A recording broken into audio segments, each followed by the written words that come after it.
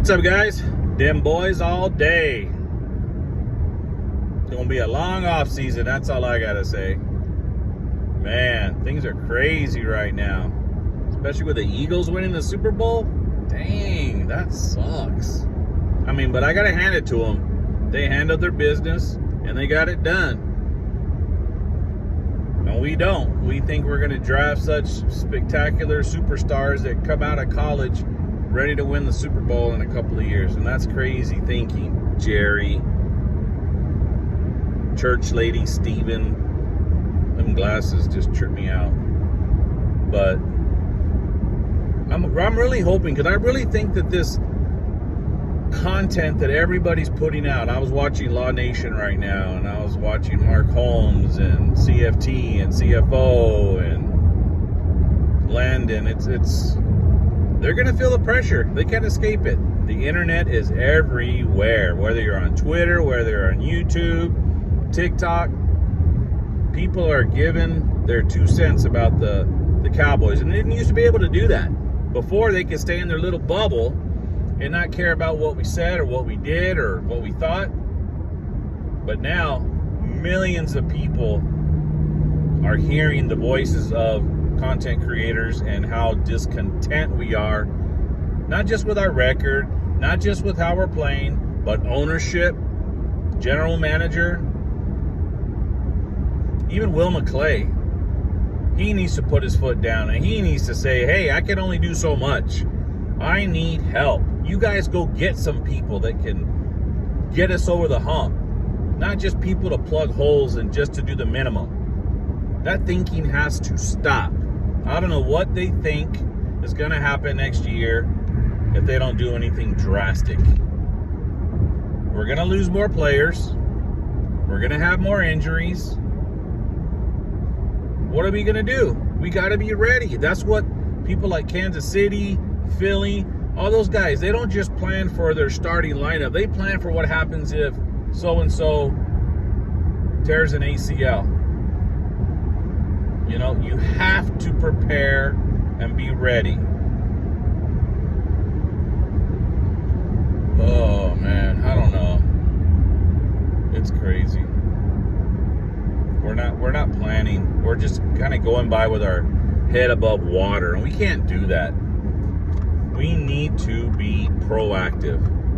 We need to say, go position by position. Their receivers, are we better or are they better? And then go by their cornerbacks and our receivers. Are they better or are we better?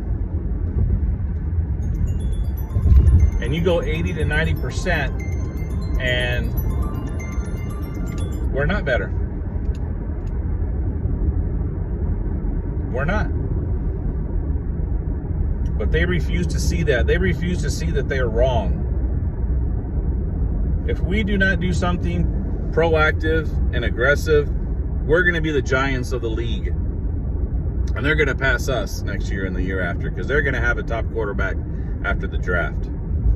We're going to be the ones that are being laughed at. How quickly things change from being the top dog to the next year being laughed at and at the bottom. I was listening today and hanging with the boys. We're the 4th worst team in the whole conference. So out of 16 teams, we are the 12th worst. That is crazy, dude. There's no more our quarterback's top 4, you know. No, you can't. Because he can't stay healthy and he can't either finish a season or not have a bunch of interceptions, or who knows. Dak Prescott, if I were him, he looks a lot heavier. When you look at his film from back when he started in, 16, 17, he's gained a lot of weight. Yeah, he's got muscle, but he can't run. When you have an extra 30, 40 pounds, you can't run. He needs to lose some weight so he's more mobile and it's not going to hurt his legs, not going to hurt. He's going to be able to jump out of the way a lot quicker. I'm not saying be a full-fledged running quarterback, but hey, you got to be nimble. You got to be able to shift and get out of the way, you know? I see like Joe Burrow, he can it's like he's doing square dancing. He's jumping back and forth trying to avoid getting hit, and he does it. Dak can't do that.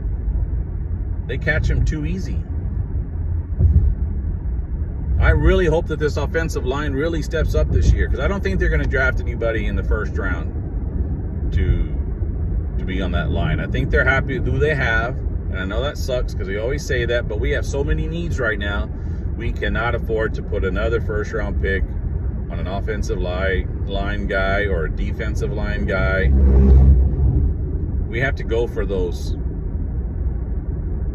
power positions. I forgot what the word is. Some position where like they're the receivers, they're the running backs, they're the edges. They got to get difference makers. That's what we have to do. We need to get difference makers, not just plug holes. Let's see what happens. Give me your thoughts, your predictions. What do you think we're going to take in the first round? Who do you think, if anybody, we're going to get in free agency? The question is not who, it's what kind of player are we going to get? Are we going to get somebody that's 32 years old, 35 years old, and just giving us a good deal? Or are we going to go after a difference maker? I think on defense, yeah, you have Micah. Diggs, we don't know how he's going to be. We don't know if D-Law's going to be back. McNeilin, I don't even know if he's going to be back. Well, he'll be back, but what he's going to be like. He's a big dude. He's not that fast. You know, do we need an edge? Do we need a receiver, a running back? If we get a running back, are they going to get one in the first round, or are they going to say, hey, we need to get somebody else? There's plenty of running backs in the second, third, fourth round. Let me know what you think, because, man, I'm nervous. Just 1 year of us being down, it's amazing the ridicule and the laughing at us, how there is. Imagine how much worse it's going to get if we do this again next year. So Jerry and Steven, listen up. Players, keep putting pressure on ownership, like Micah, CD. Go get that help. Tell them to help you out. You can only do so much. All right, guys, Dem Boys all day. Gonna be a long off season. Please subscribe, share, whatever you can do. I'd appreciate it. Let's get this channel growing, baby. All right, love you guys. Late.